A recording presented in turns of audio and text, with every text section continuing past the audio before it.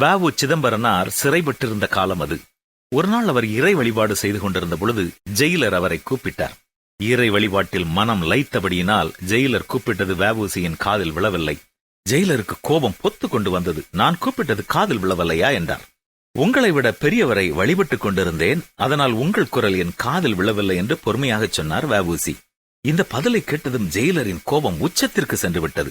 அந்த ஜெயிலரின் கோபத்தின் விளைவுதான் வ.உ.சி சிறையில் சிக்கலுக்க வைத்தது. நம்முடைய கோபம் அத்துமீறி போகும்போது நம் உடல்நிலை, மனநிலை இரண்டுமே பாதிக்கப்படுகின்றன. நாம் யார் மீது கோபம் கொள்கிறோமோ அவர்களும் இன்னல் அடைகிறார்கள். நம்முடைய தவறான எண்ணங்களும் எதிர்பார்ப்புகளுமே மற்றவர்கள் மீது நம்மை கோப வெறி கொள்ளச் செய்கின்றன. நான் எப்படி நடந்து கொண்டாலும் மற்றவர்களிடம் மிகவும் மரியாதையாக நடந்து கொள்ள வேண்டும். மற்றவர்களிடம் நான் என்ன எதிர்பார்க்கிறேன் என்பதை அவர்களாகவே புரிந்து கொண்டு செயல்பட வேண்டும். நான் நன்றியில்லாதவனாக இருந்தாலும் மற்றவர்கள் என்னிடம் நன்றியுடையவர்களாக இருக்க வேண்டும். என் விருப்பத்தின்படியே எல்லாம் நடக்க வேண்டும். அதற்கு மற்றவர்கள் துணை புரிய வேண்டும். இத்தகைய எதிர்பார்ப்புகளால் தான் ஏமாற்றமும் மன உளைச்சலும் கோபமும் ஏற்படுகின்றன. எனவே கோபத்தை கட்டுப்படுத்துவதற்கான வழிமுறைகளை நாம் அன்றாடம் கடைபிடிப்பது மிக அவசியம். கோபம் வரும் சூழ்நிலைகளில் உங்களுக்கு பிடித்த பாடல்களை வாய்விட்டு பாடுங்கள். பாட வரவில்லை என்றால் மனதிற்குள்ளாவது பாடி பாருங்கள். கோபம் கரைந்துவிடும்.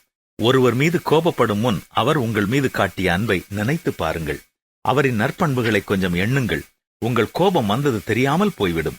கோபப்படுவது மனித இயல்புதான், ஆனால் அவைகளிலிருந்து உடனடியாக விடுபடத் தெரிய வேண்டும். நம்முடைய கோபங்களில் அன்பே அடிப்படையாக இருக்க வேண்டும். அவைகளில் நல்லெண்ணமே மேலோங்கி நிற்க வேண்டும்.